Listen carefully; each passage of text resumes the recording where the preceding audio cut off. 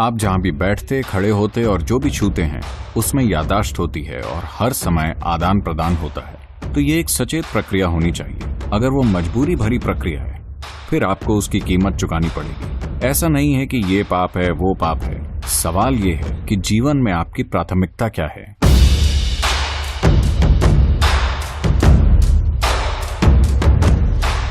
सद्गुरु, कोई व्यक्ति एक रिश्ते में किसी के लिए समर्पित कैसे रह सकता है? क्या यह स्वाभाविक है कि किसी से प्यार करते हुए भी दूसरों के प्रति सेक्सुअल अट्रैक्शन हो? इसका सही तरीका क्या है या इसे कैसे संभाला जाना चाहिए? देखिए, एक मानसिक समग्रता होती है, एक भावनात्मक समग्रता होती है, लेकिन एक शारीरिक समग्रता भी होती है। समग्रता का मतलब नैतिकता नहीं है। समग्रता का मतलब है कि आप एक ऐसी स्थिति बनाएं जो आपके लिए सबसे ज्यादा कारगर हो। तो जब हम समग्रता कहते हैं, मान लीजिए मैं कहूं मेरे शरीर में एक समग्रता है, इसका मतलब है कि यह मजबूत और बहुत सारी चीजों से रक्षा करती है ना? इसका यह मतलब नहीं कि मैं नैतिक रूप से किसी चीज में अटका हुआ हूं। तो मैं ये कह रहा हूं, मैं चाहता हूं कि आप समग्रता शब्द को उस संदर्भ में समझें। हम समग्रता की बात इस जीवन की मजबूती के संदर्भ में कर रहे हैं। तो अगर ये बात है, क्या यह सच है? क्या आपको याद है कि आपकी परदादी 10 पीढ़ियों पहले कैसी दिखती थी? क्या आपको याद है? नहीं, मगर आपकी नाक उनसे मिलती है, हाँ या ना? शरीर याद रखता है ना? शरीर 10 लाख साल पहले के आपके पूर्वजों को याद रखता है, हाँ या ना? तो आप जिसे मेरा शरीर कहते हैं वो याददाश्त का एक ढेर है, हाँ या ना? मेमोरी है या नहीं? देखिए, अब आप नेपाल से शिलोंग आए।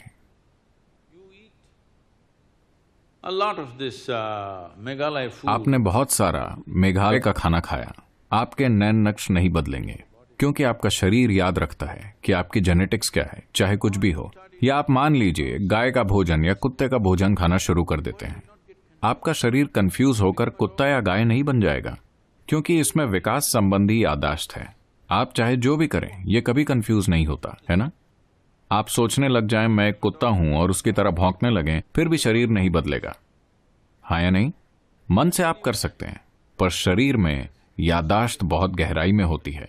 तो ये पूरा शरीर जो आपके पास है मुख्य रूप से मेमोरी की एक समग्रता है। अगर ये मेमोरी की समग्रता को खो देता है तो आप देखेंगे कि ये कई सारी चीजों के प्रति नाजुक हो जाएगा। अब शरीर की प्रकृति ऐसी है कि कुछ भी जो आप एक खास स्तर की भागीदारी के साथ छूते हैं स्वाभाविक रूप से उस मेमोरी को स्टोर कर लेगा। मानसिक तौर पर नहीं, शारीरिक रूप से वो उस मेमोरी को स्टोर कर लेगा। पारंपरिक रूप से इस संस्कृति में हम इसे ऋणानुबंधा कहते हैं। आपने ऐसे शब्द के बारे में सुना है? ऋणानुबंध। इसका मतलब है शारीरिक मेमोरी जो आप इकट्ठा करते हैं। लोग क्यों आप लोगों के साथ ये देखेंगे, मान लीजिए अपने घर में वो जाकर उसी जगह बैठते हैं। ये आमतौर पर बूढ़े लोगों के साथ आप देखेंगे कि वो जाकर एक ही जगह बैठना चाहते हैं, वो दूसरी जगह नहीं बैठेंगे। क्या आपने गौर किया है? यहां तक कि आपका कुत्ता वो आता है, अगर वो यहां बैठना चाहता है तो वो इसे सूंघेगा, उसे सूंघेगा, उसे सूंघेगा और बहुत खोजबीन के बाद वो उस एक जगह पर बैठ जाएगा। अगली बार आप उसे कहीं भगा दें, वो आएगा, वो जाकर उसी जगह बैठ जाएगा क्योंकि एक मेमोरी है। आजकल फोरेंसिक उपकरण है जिसमें आप अभी यहां बैठे हुए हैं, आप चले गए 2, 3, 8 घंटे बाद अगर वो आए, कुत्ते के साथ नहीं, कुत्ता आसानी से ये कर सकता है, मगर फोरेंसिक उपकरण के साथ हम यहां आते हैं और बस इस कुर्सी को चेक करते हैं और हम जान जाते हैं कि आप ही यहां बैठे हुए थे, कोई और नहीं। तो याददाश्त होती है। आप जहां भी बैठते, खड़े होते और जो भी छूते हैं उसमें याददाश्त होती है और हर समय आदान प्रदान होता है। आप नेपाल से आई हैं, भारत में भी ये काफी हद तक है, दक्षिण में बहुत मजबूती से है, उत्तर में ये शायद कमजोर पड़ गया है। हम लोग कभी किसी दूसरे व्यक्ति को नमक नहीं देते, आप ये जानते हैं? यहां भी अगर कोई आपको नमक देता है, आप कहते हैं प्लीज उसे वहां रख दीजिए, क्योंकि कुछ चीजें हैं जो मेमोरी को बाकी चीजों से बेहतर संचारित करती हैं। नमक, तिल, नींबू, इसी तरह अगर आप देते हैं, पारंपरिक लोग कहेंगे उसे वहां रख दो, मैं ले लूंगा। क्योंकि वो नहीं चाहते कि आपके साथ ऋणानुबंध विकसित हो। अब भारत में अगर आप लोगों की पुरानी पीढ़ी को देखें, अगर आप उनसे हाथ मिलाना चाहें, वो इस तरह करेंगे, क्योंकि वो आपके साथ ऋणानुबंध नहीं चाहते, क्योंकि इसका मकसद आपके शरीर की मेमोरी की समग्रता को इस तरह रखना है कि वो दूसरी चीजों के प्रति संवेदनशील ना हो, कि आप बहुत जुड़ा हुआ जीवन बन जाएं। अगर आप खुद को एक संभावना के लिए विकसित करना चाहते हैं तो आपको याददाश्त की समग्रता को बरकरार रखना होगा। ऋणानुबंध का मतलब यही है, आप अपनी शारीरिक मेमोरी को कम से कम रखते हैं। शारीरिक संबंध ऐसी चीज है जिसमें बड़ी मात्रा में मेमोरी एक से दूसरे में ली जाती है। तो हमेशा, इस समाज में नहीं बाकी हर कहीं, हमेशा से लोगों ने उस मेमोरी को कम से कम रखने के फायदे देखे। अगर आप उस मेमोरी को बहुत जटिल बना दें तो आप देखेंगे कि आराम से होना कुछ समय बाद बहुत मुश्किल हो जाएगा। सुख जरूर होगा मगर आपके जीवन में कोई खुशी नहीं होगी। आप लोगों पर ध्यान दे सकते हैं, मेरी बात पर विश्वास मत कीजिए। आप लोगों को ध्यान से देखिए, उन्हें सुख मिलेगा, वो हर समय खिलखिलाते रहेंगे, मगर आप उन्हें गौर से देखिए, उनके अंदर कोई खुशी नहीं है, सहजता नहीं है, क्योंकि सहजता ज्यादा मेमोरी की वजह से चली जाएगी। ऐसा सिर्फ सेक्सुअलिटी के साथ ही नहीं, कई और चीजें हैं जो आप इस तरह करते हैं। Right now you see this very much in the Western societies. अभी आप पश्चिमी समाजों में ये बहुत देखते हैं। जहां भी मैं जाता हूं, खासकर अमेरिका में, लोग आएंगे, सदगुरु मेरा हक कहाँ है? मैं कहता हूं वो आपके साथ होगा, वो मेरे पास क्यों होगा? ऐसा नहीं होता कि किसी खास पल आप किसी के करीब महसूस करते हैं तो आप उन्हें गले लगाते हैं। ऐसा है कि हर समय आपको लोगों को छूना है, क्योंकि आज के मनोवैज्ञानिक इन चीजों का विश्लेषण करके बता रहे हैं कि ऐसा इसलिए है क्योंकि बचपन में उनकी माँ और माता पिता ने उन्हें पर्याप्त नहीं छुआ। जब वो बड़े हो जाते हैं तो वो हर समय किसी न किसी को छूने के लिए तरसते रहते हैं। इन सभी चीजों का व्यक्ति के जीवन पर बहुत असर पड़ता है। कितना शारीरिक संपर्क हुआ जब बच्चा पैदा हुआ, ये तय करेगा कि वो बाद में कितने शारीरिक संपर्क की चाह करेंगे। और एक शिशु अपनी मां से कितनी मेमोरी ग्रहण करता है उस समय, क्योंकि जब तक एक बच्चा 4.5 साल का नहीं हो जाता, कई रूपों में ऊर्जा की दृष्टि से वो एक अलग जीव नहीं है, वो अब भी मां के शरीर से जुड़ा है। असल में अगर लोग प्रकृति के अनुसार चलें तो उस समय तक उन्हें मां का दूध पीना चाहिए और 4.5 साल तक जुड़े रहना चाहिए। प्राकृतिक रूप से ऐसा ही था। तब ऊर्जा मैच्योर नहीं होती। उस समय अधिक से अधिक मेमोरी जो आप अपनी मां से पाते हैं, ये और भी बेहतर होता है इसे मजबूत करने के लिए। मगर एक बार बच्चा बाहर जाने लगता है और एक अलग इंसान बन जाता है, जीवन खुद को व्यवस्थित करता है। लोग मेरे पास आकर कहते हैं, सदगुरु क्या आप मेरी बेटी को आशीर्वाद दे सकते हैं? क्या आप मेरे बेटे को आशीर्वाद दे सकते हैं? सबसे पहले मैं पूछता हूँ क्या उम्र है? अगर वो कहते हैं 15, 16, 18, ठीक है। अगर वो 21 से ऊपर होते हैं, मैं कहता हूँ नहीं, क्योंकि मेरा आपको आशीर्वाद देना, आशीर्वाद आपके बच्चे तक नहीं जाएगा। आप भावुक होकर सोच सकते हैं वो मेरा बच्चा है, मगर जहां तक जीवन का संबंध है वो पूरी तरह अलग हो चुका है। आमतौर पर जीवन की अवधि लगभग 84 साल या चंद्रमा के 1008 चक्रों के बराबर मानी जाती है। चंद्रमा के चक्र और हमारा शरीर सीधे सीधे जुड़े हैं, क्योंकि हमारी माँओं के शरीर चंद्रमा के चक्रों के तालमेल में थे, इसलिए हम पैदा हुए, वरना हम पैदा नहीं होते, है ना? हेलो? तो एक पूर्ण जीवन चंद्रमा के 1008 चक्रों के बराबर माना जाता है, जिसे लगभग 83 से 84 साल मानते हैं। तो अगर कोई 84 पार कर लेता है, उसे एक पूर्ण जीवन माना जाता है। इसमें पहली तिमाही ही एकमात्र समय है जब वो अपने माँ बाप से जुड़ा होता है। उसके बाद बच्चे को आगे बढ़ना चाहिए, क्योंकि ऊर्जा की दृष्टि से आप उन दोनों जीवन को जोड़ नहीं सकते। तो उसी समय लालसा होती है। अगर आपने अपने अंदर जरूरी समग्रता नहीं बनाई है तो दूसरे शरीर की चाह बढ़ जाती है। हालांकि हार्मोन्स का समय 15 से 20 के बीच सबसे ज्यादा होता है। किसी के साथ जुड़ने की चाहत 21 साल की उम्र के बाद बढ़ती है, क्योंकि अनजाने में आप एक सैटेलाइट की तरह हैं जो मेन मदर से दूर हो गया। आप मदरबोर्ड से अलग हो गए।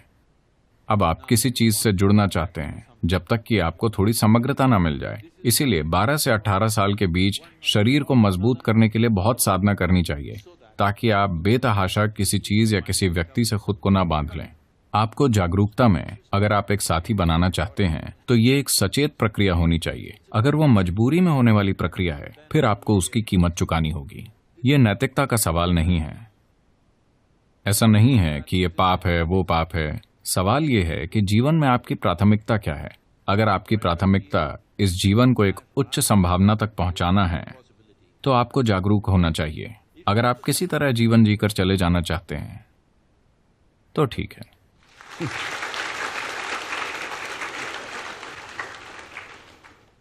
धन्यवाद सद्गुरु। माफ कीजिए अगर मैंने आपको निराश किया। आपने सिर्फ मेरे प्रश्न का जवाब दिया सद्गुरु, उसके लिए बहुत धन्यवाद।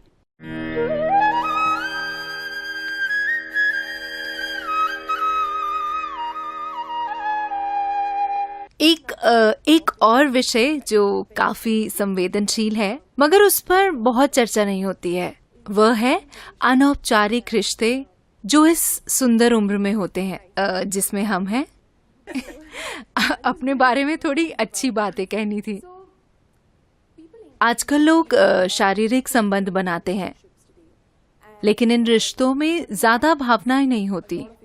हम इस विषय पर आपकी राय जानना चाहते हैं। अगर लोग अपनी मर्जी से ऐसे रिश्ते बनाते हैं तो क्या ये सही है या ये क्या है? क्या मैं एक चुटकुला सुना सकता हूँ? बिल्कुल, मुझे चुटकुले पसंद हैं। एक मिसेस भाटिया थी। कोई भाटिया तो नहीं है? मैं नाम बदल सकता हूँ। एक मिसेस भाटिया थी जिनकी शादी की 50वीं वर्षगांठ थी। वर्षगांठ मनाने के बाद अगले दिन उन्होंने तलाक की अर्जी दे दी। जज ने तलाक की अर्जी देखी। वो एक अच्छी पारिवारिक मित्र भी थी, तो उसने उन्हें बुलाकर पूछा, आप अपने पति को तलाक क्यों देना चाहती हैं? वो इतना प्यारा आदमी है। आप उसे तलाक क्यों देना चाहती हैं? आप किस आधार पर उसे तलाक दे रही हैं? वो बोली, वो मेरे साथ वफादार नहीं रहे, वो मुझे धोखा देते रहे हैं। आप इस नतीजे पर कैसे पहुंची? आपने कल ही शादी की 50वीं वर्षगांठ मनाई थी। कल तक तो आप ठीक थी, फिर क्या हो गया? मुझे बीते दिनों की बहुत याद आ रही थी, तो मैंने फोटो एल्बम पलटना शुरू किया। फिर मैंने देखा कि मेरे 5 बच्चों में कोई भी उनके जैसा नहीं दिखता।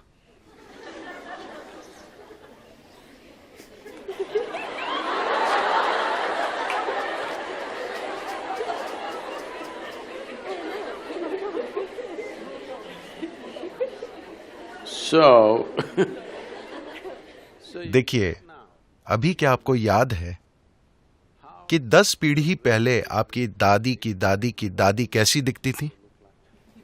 नहीं, मगर उनकी नाक अभी आपके चेहरे पर मौजूद है। आपके शरीर को याद है, हाँ या ना?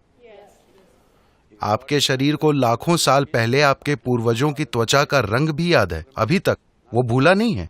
तो जिसे आप मेरा शरीर कह रहे हैं वो यादों का एक बहुत बड़ा संग्रह है ना? आपके दिमाग में मौजूद यादाश्त बहुत कम है। आपके शरीर में मौजूद यादाश्त, There is evolutionary. उसमें क्रमिक विकास की यादें हैं, जेनेटिक यादें हैं, कर्म की यादें हैं, व्यक्त और अव्यक्त स्तर की यादें हैं, ढेर सारी यादें हैं। आपको लगता है कि अभी आपको चलना आता है, लेकिन ऐसा सिर्फ इसलिए है क्योंकि आपके शरीर ने वो यादाश्त बनाई है। अगर आपका शरीर उसे भूल जाए तो आप चल नहीं पाएंगे। So इतनी यादें, आप जो छोटी से छोटी चीज करते हैं, आप जानते हैं कि क्या खाना है क्या नहीं खाना है, उसे मुंह में डालना है कान में नहीं। ये सुनने में अजीब लगता है, लेकिन आप यादों के कारण ही जानते हैं। तो आपका शरीर ढेर सारी यादों का भंडार है और वो हर समय यादें इकट्ठी करते रहता है। अगर आप यहां से यहां तक चलें तो 50 अलग अलग तरह की हल्की महकें होंगी। हो सकता है कि आप उस पर ध्यान न दें, मगर शरीर उसे इकट्ठा भी करता है और पहचानता भी है। वो लगातार पहचानता रहता है। इसलिए आप जानते हैं कि सुगंध क्या है, दुर्गंध क्या है, ये इसकी गंध है। आप आवाज, गंध वगैरह के अलग अलग पहलुओं को पहचानते हैं क्योंकि ये प्रक्रिया लगातार चलती रहती है। तो इस शारीरिक यादाश्त को इस संस्कृति में पारंपरिक तौर पर हम ऋणानुबंध कहते हैं। वो शारीरिक यादाश्त जो आप बनाते हैं। आप जागरूकता के साथ अपनी शारीरिक यादाश्त बना सकते हैं या बस ढेर सारी यादाश्त अंदर लेकर ढेर सारी शारीरिक उलझन से गुजर सकते हैं। तो जहां कहीं भी प्रभाव होता है, मुझे पता नहीं कि आपकी पीढ़ी में लोग अब भी ये चीजें जानते हैं या नहीं, मगर अब भी बेंगलोर में ऐसे लोग मिलेंगे जिन्हें अगर आप नमक देने की कोशिश करेंगे तो वे उसे नहीं लेंगे, वो कहेंगे वहां रख दीजिए। अगर आप उन्हें तिल देने की कोशिश करें तो वो कहेंगे उसे वहां रख दीजिए, क्योंकि उन्होंने कई पदार्थों की पहचान कर ली है जो आसानी से आपकी यादाश्त को लेकर मुझ तक पहुंचा सकते हैं। अगर मैं वो चीज ले लूं, मुझे वो यादाश्त नहीं चाहिए। यही वजह है कि आमतौर पर इस संस्कृति में एक दूसरे को छूना, हाथ मिलाना, ऐसी चीजों से परहेज किया जाता है। हम अपनी ही दोनों हथेलियां मिलाकर नमस्कार करते हैं, क्योंकि हम यादाश्त नहीं इकट्ठी करना चाहते।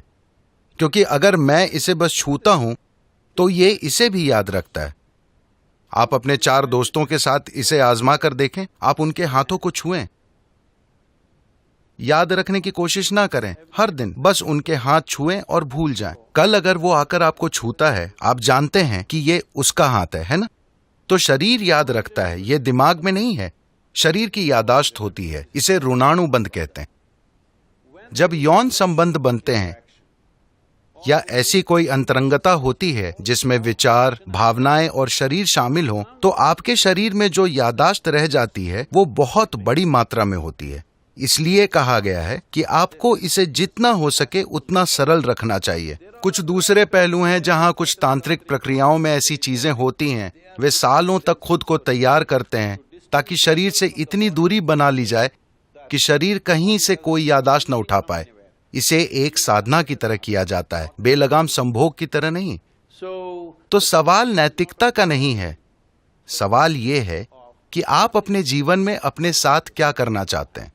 If you want to be in such a way that अगर आप इस तरह जीना चाहते हैं कि आपके जीवन में आपकी भीतरी बुद्धि सबसे प्रबल चीज हो, आपका भौतिक शरीर नहीं, तो आपको शरीर की यादाश्त को जितना हो सके उतना सरल रखना चाहिए। इसलिए सादा भोजन, लोग बिल्कुल सादा भोजन करते हैं। अब भी मैं दिन में 1 बार भोजन करता हूं और भोजन में सिर्फ 1 चीज खाता हूं, 10 नहीं। मैं वो चीजें दूसरे दिन खा लूंगा, मगर आज मैं सिर्फ 1 चीज खाऊंगा, क्योंकि काफी फर्क आप आजमा कर देखिए। सिर्फ मेरे कहने पर मत जाइए। खासकर जब आपकी परीक्षा का समय आता है, सादा भोजन कीजिए और देखिए कि उससे कितना फर्क पड़ता है। आपकी बुद्धि कैसे काम करती है, आप कितना सतर्क रहते हैं, सब कुछ। तो आप खुद को क्या बनाना चाहते हैं? आप खुद को एक सेक्सुअल सुपरनोवा बनाना चाहते हैं या no, I'm saying कुछ लोगों का ऐसा इरादा हो सकता है, ये उनके ऊपर है। मगर आप अपने जीवन के साथ क्या करना चाहते हैं, ये आपको तय करना होगा। अगर आपने ये तय किया है तो ये बहुत महत्वपूर्ण है कि आप अनजाने में भारी मात्रा में यादें ना इकट्ठी करें, because this will lead to क्योंकि बाद में आप देखेंगे कि आपके लिए शांत और खुश रहना बहुत मुश्किल होगा, चाहे कुछ भी अच्छा हो रहा हो, simply because they क्योंकि शरीर में उलझन भरी यादें मौजूद हैं। जब इसी प्रकृति का कुछ और आता है तो शरीर में उलझन भरी उथल पुथल होने लगती है। शायद आपके दिमाग में यह ना आए, just physically ये सिर्फ शारीरिक रूप से होता रहेगा। तो ये चुनाव आपको करना है। ये नैतिकता का सवाल नहीं है, ये सवाल है समझदारी से जीने का। भोजन नहीं परमात्मा, अगर शरीर के सामने नहीं झुका और कहता चला गया भोजन नहीं परमात्मा, तो 4-6 दिन के भीतर शरीर भोजन की जगह परमात्मा को पुकारने लगेगा। ये रूपांतरण हुआ, ये ट्रांसफॉर्मेशन हुआ। एनर्जी जो भोजन को मांगती थी वो परमात्मा को मांगने लगी। इस तरह भोजन की तरफ जाते हुए संकल्प को परमात्मा की तरफ मोड़ दिया गया। एक बड़ा रूपांतरण है। संकल्प शक्तियों के रूपांतरण का नाम है। जब चित्त मांगता है यौन, जब चित्त मांगता है दूसरे को, अपोजिट को, स्त्री पुरुष को, पुरुष स्त्री को, जब चित्त मांगता है कि दूसरे की तरफ बहो, सब बहाव का रूपांतरण करना पड़ेगा। तब चित्त जिस ढंग से दूसरे को मांगता है उससे उल्टी प्रक्रिया करनी पड़ेगी ताकि चित्त की ये मांग परमात्मा की, मोक्ष की, निर्वाण की मांग बन जाए। अब इसके लिए 2-3 बातें ख्याल में लेनी जरूरी हैं। जैसे ही चित्त मांगता है, यौन की मांग करता है, सेक्स की मांग करता है, शरीर सेक्स की तैयारी करने लगता है। यौन केंद्र मूलाधार से दूसरे की मांग की स्फुरना शुरू हो जाती है। यौन केंद्र बहेगामी हो जाता है।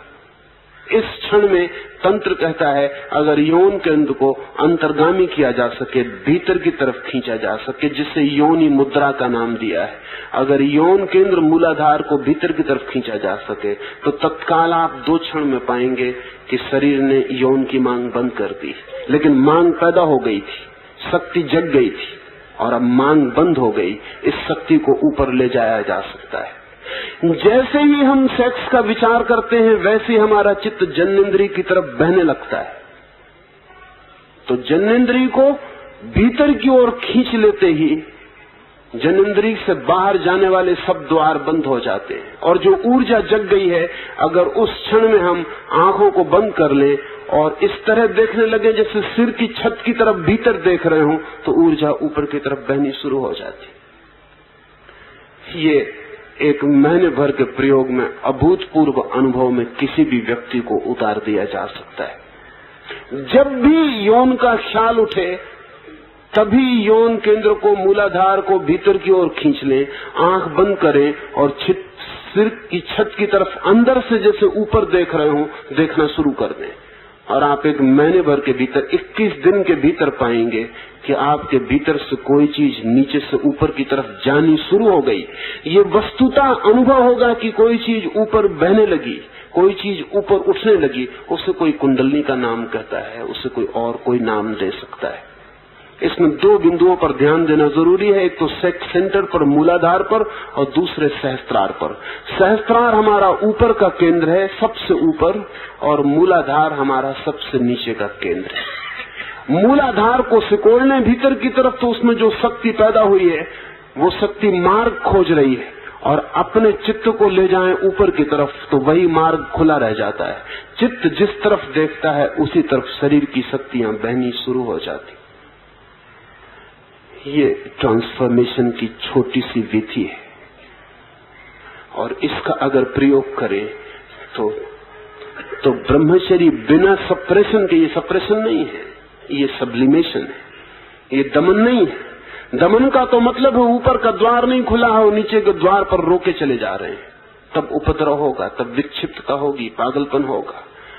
अगर मार्ग भी है शक्ति के लिए तो दमन नहीं होगा, सिर्फ ऊर्ध्व गमन होगा। शक्ति नीचे से ऊपर की तरफ उठनी शुरू हो जाएगी। ये तो एक प्रायोगिक बात मैंने आपसे कही, इसका प्रयोग करें और समझें। ये कोई सैद्धांतिक बात नहीं है, न कोई बौद्धिक शास्त्रीय बात है, ये करोड़ों लोगों के अनुभूत घटना है और सरलतम प्रयोग है, कठिन बहुत नहीं है। और एक बार मस्तिष्क के ऊपरी छोरों पर रस के फूल खिलने शुरू हो जाएं तो आपकी जिंदगी से यौन विदा होने लगेगा, वो धीरे धीरे खो जाएगा और एक नई ही ऊर्जा का, नई ही शक्ति का, एक नए ही वीर का, एक नई दीप्ति का, एक नए आलोक का और एक नया ही संसार शुरू हो जाता है। फिजियोलॉजिस्ट से इसका कोई लेना देना नहीं है। इस जो शक्ति ऊपर उठेगी, इसको अगर हम शरीर को काट के देखें तो वो कहीं भी नहीं मिलेगी, वो मैग्नेटिक फील्ड की तरह है। अगर हम हड्डियों को तोड़े फोड़े तो कहीं भी उसका सुराख नहीं मिलेगा, कहीं उसका कोई पता नहीं चलेगा। वो शारीरिक घटना नहीं है, वो घटना साइकिक, वो घटना मनस में घटती और शरीर के तल पर लेकिन अंतर पड़ने शुरू हो जाएंगे, क्योंकि उस शक्ति के नीचे प्रवाहित होने पर शरीर के वीर कणों का भी प्रवाह बाहर की तरफ होता है। वो शक्ति नीचे नहीं बहेगी तो शरीर के वीर कण भी बाहर की ओर बहने बंद हो जाएंगे, शरीर भी संरक्षित होगा। लेकिन शरीर के संरक्षण के लिए ये प्रयोग नहीं है। शरीर किसी भी तरह संरक्षित हो या ना हो, शरीर की उम्र है और वो मरेगा। वो सड़ेगा, वो जाएगा, उसके जन्म और मृत्यु के बीच एक फासला है, उतना वो पूरा कर लेगा। बड़ी जो घटना घटेगी वो साइकिक एनर्जी की है, वो मनस ऊर्जा की है, और जितनी मनस ऊर्जा व्यक्ति के पास हो उतना ही व्यक्ति का विस्तार होने लगता है, उतना ही वो फैलने लगता है, उतना ही वो विराट होने लगता है। और जिस दिन एक कण भी व्यक्ति की मनस ऊर्जा का नीचे की तरफ प्रवाहित नहीं होता, उसी दिन व्यक्ति घोषणा कर सकता है अहम ब्रह्मास्मि। वो कह सकता है मैं ब्रह्म हूं। ये अहम ब्रह्मास्मि की घोषणा कोई तार्किक निष्पत्ति, कोई लॉजिकल कंक्लूजन नहीं है, ये एक एग्जिस्टेंशियल कंक्लूजन है, ये एक अस्तित्वगत अनुभव है। जिस दिन विराट से संबंध होता है उस दिन पता चलता है कि मैं व्यक्ति नहीं विराट हूं। लेकिन ये विराट का अनुभव विराट शक्ति के संरक्षण से हो सकता है, और इस शक्ति का संरक्षण जब तक काम ऊर्जा ऊपर की तरफ प्रवाहित न हो तब तक असंभव है।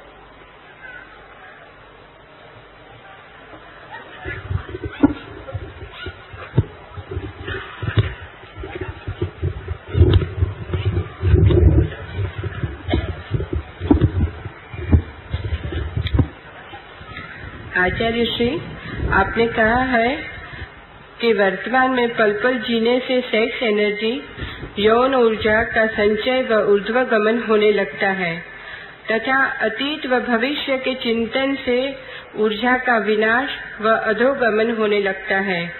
इन दोनों बातों में क्या क्या प्रक्रिया घटित होती है, उसका विज्ञान स्पष्ट करें।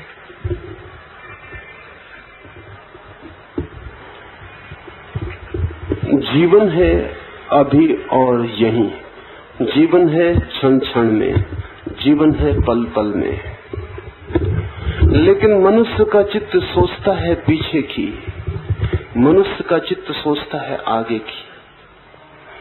और ये जो चित्त का चिंतन है जब काम से संबंधित होता है तो मनुष्य का चित्त सोचता है उन काम संबंधों के संबंध में, उन यौन अनुभवों के संबंध में जो पीछे घटित हुए, और उन यौन संबंधों की कल्पना करता है जो आगे घटित होंगे, हो सकते हैं, होने की आकांक्षा है।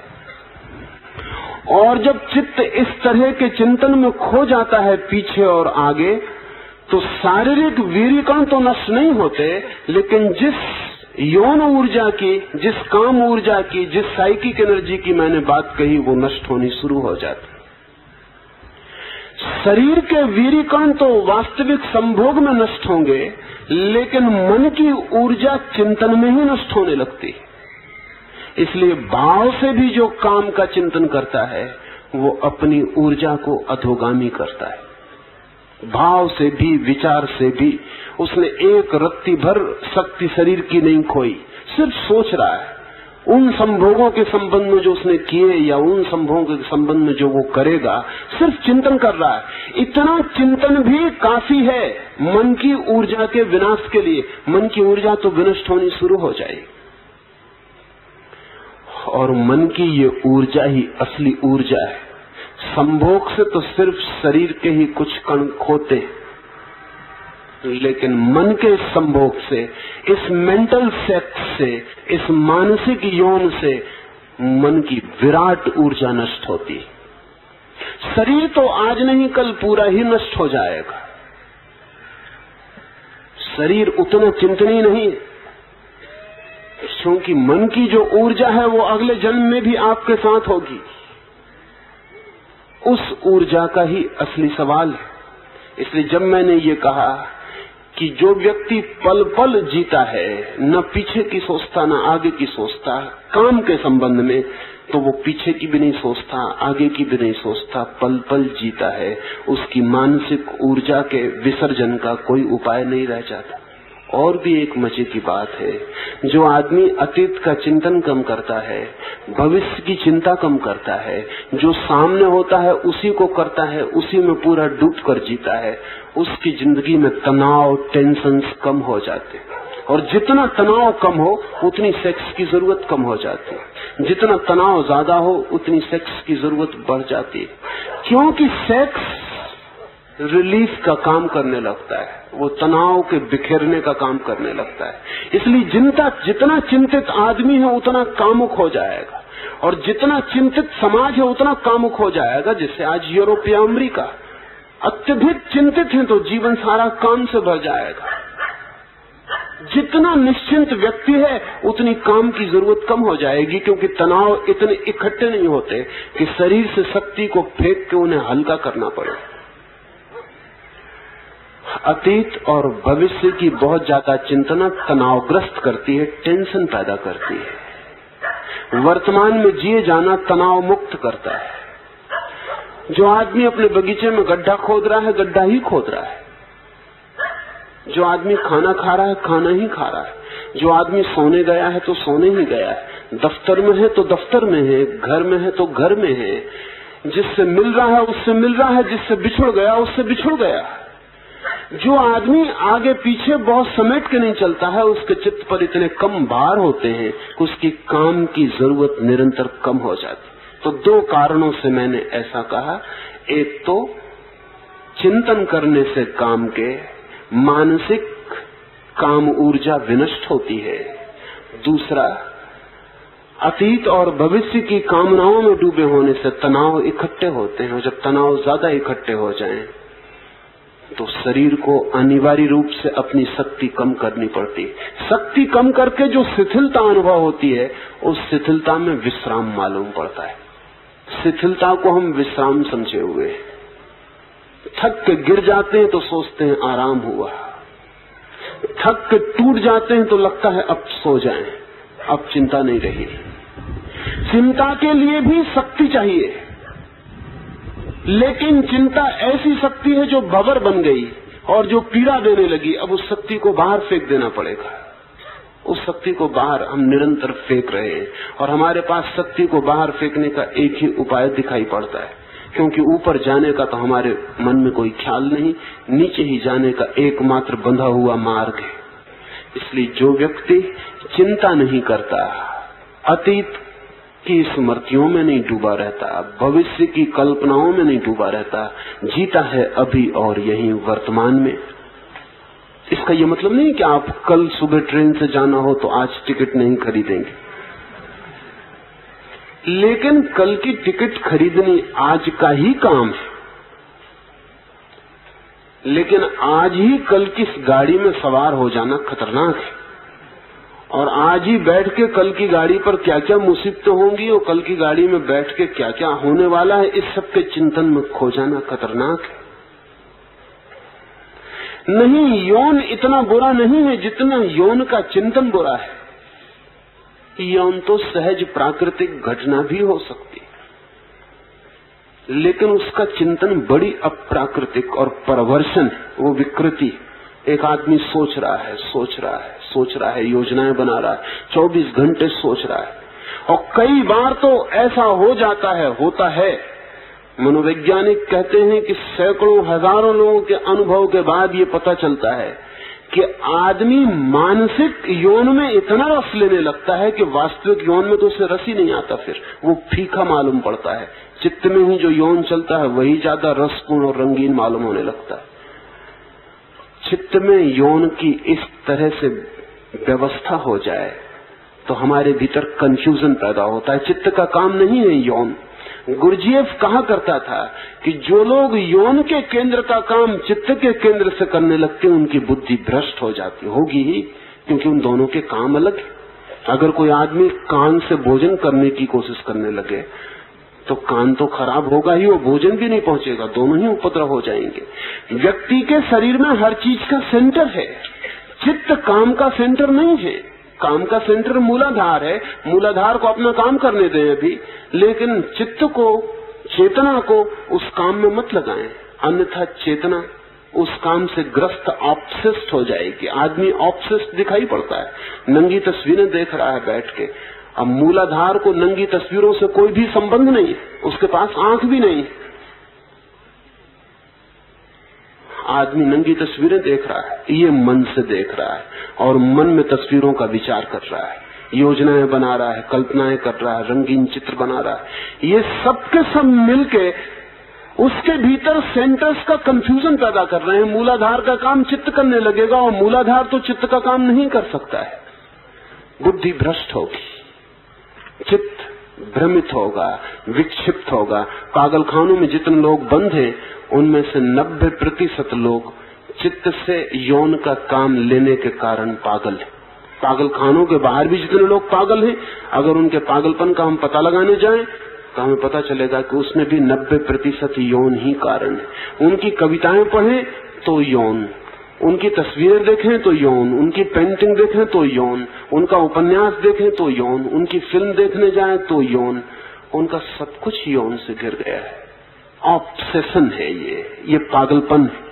अगर पशुओं को भी हमारे संबंध में पता होगा तो वो भी हमसे हंसते होंगे कि आदमी को क्या हो गया है। अगर हमारी कविताएं वो पढ़ें, भला कालिदास की हों, तो पशुओं को बड़ी हैरानी होगी कि इन कविताओं की जरूरत क्या है, इनका अर्थ क्या है। वे हमारे चित्र देखें चाहे पिकासो के हों, तो पशुओं को बड़ी हैरानी होगी कि इन चित्रों का मतलब क्या है। ये स्त्रियों के स्तनों को इतना चित्रित करने की कौन सी आवश्यकता है, क्या प्रयोजन। आदमी जरूर कहीं पागल हो गया है। पागल इसलिए हो गया है कि जो काम मूलाधार का है, सेक्स सेंटर का है, वो इंटेलेक्ट से ले रहा है। इसलिए इंटेलेक्ट से जो काम लिया जा सकता था उसका तो समय नहीं बचता है। बुद्धि परमात्मा की तरफ यात्रा कर सकती है, लेकिन वो मूलाधार का काम कर रही है। चेतना परम जीवन का अनुभव कर सकती है, लेकिन चेतना सिर्फ फैंटेसीज में जी रही है, सेक्सुअल फैंटेसीज में जी रही। वो सिर्फ यौन के चित्रों में भटक रही। इसलिए मैंने कहा अतीत का मत सोचें, भविष्य का मत सोचें, यौन के संबंध में तो बिल्कुल ही नहीं। अभी जिए, और जितना यौन पल में आ जाता हो उसे आने दें, घबराएं मत। लेकिन उस यौन के समय भी जो मैंने ऊर्ध्वगमन की यात्रा की बात कही, अगर उसका थोड़ा स्मरण करें तो बहुत शीघ्र शक्ति का ऊपर प्रवाह शुरू हो जाता है। और धन्यता जैसी उस प्रवाह में अनुभव होती है, वैसी जीवन में और कभी अनुभव नहीं होती।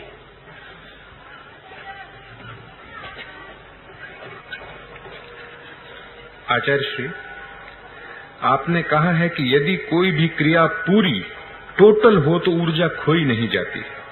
कृपया बताएं कि टोटल एक्शन का आप क्या अर्थ लेते हैं, और यह भी बताएं कि संभोग की प्रक्रिया में टोटल यानी पूर्ण होने का क्या अर्थ है। क्या उसमें ऊर्जा के क्षय न होने का अर्थ है क्या? कर्म पूर्ण हो, कृत्य पूरा हो तो ऊर्जा क्षीण नहीं होती। कोई भी कर्म पूरा हो तो ऊर्जा क्षीण नहीं होती है। जब मैंने ऐसा कहा तो मेरा अर्थ है कृत्य अधूरा तब होता है जब हम अपने भीतर खंडित और विभाजित और कॉन्फ्लिक्ट में होते हैं। जब मैं अपने भीतर ही टूटा हुआ होता हूं तो कृत्य अधूरा होता है। समझें कि आप मुझे मिले और मैंने आपको गले लगा लिया। अगर इस गले लगाते वक्त मेरे मन का एक खंड कह रहा है कि ये क्या कर रहे हो, ये ठीक नहीं है, मत करो, और एक खंड कह रहा है कि करूंगा, बहुत ठीक है, तो मेरे भीतर मैं दो हिस्सों में बटा हूं और लड़ रहा हूं। आधे हिस्से से मैं गले लगाऊंगा और आधे हिस्से से गले से दूर हटने की कोशिश में लगा रहूंगा। मैं एक ही साथ दो काम कर रहा हूं, विरोधी। इन विरोधी कामों में मेरे भीतर की मनस ऊर्जा क्षीण होगी।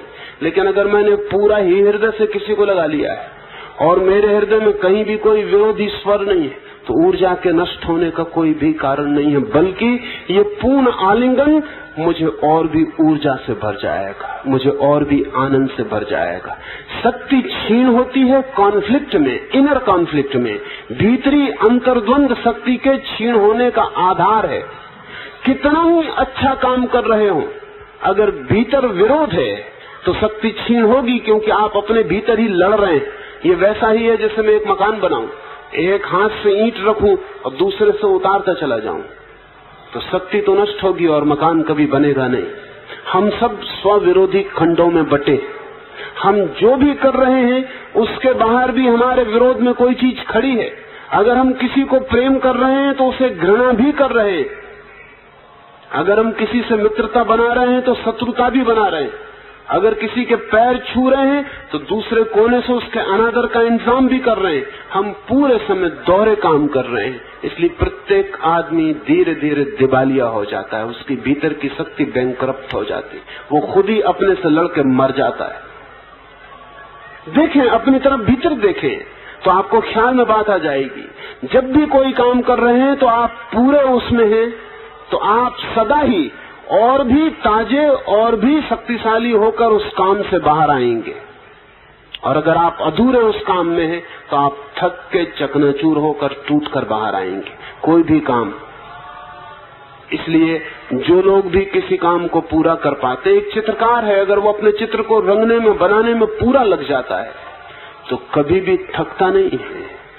वो पूरा का पूरा और भी आनंदित और भी रिफ्रेश्ड और भी ताजा होकर वापस लौट आता है। लेकिन इसी चित्रकार को आप नौकरी पे रख लें और कहें कि हम रुपए देंगे और चित्र बनाओ, बस तब वो थक के लौट आता है, क्योंकि उसका पूरा मन उस चित्र के साथ खड़ा नहीं हो पाता। जैसे ही हमारा मन का कोई हिस्सा हमारे विरोध में हो जाता है, हमारी शक्ति क्षीण होती है। तो जब मैंने कहा टोटल एक्ट, तो किसी एक काम के लिए नहीं, सारे कामों के लिए। जो भी आप कर रहे हैं, अगर भोजन करने जैसा या स्नान करने जैसा साधारण काम कर रहे हैं तो भी पूरा करें।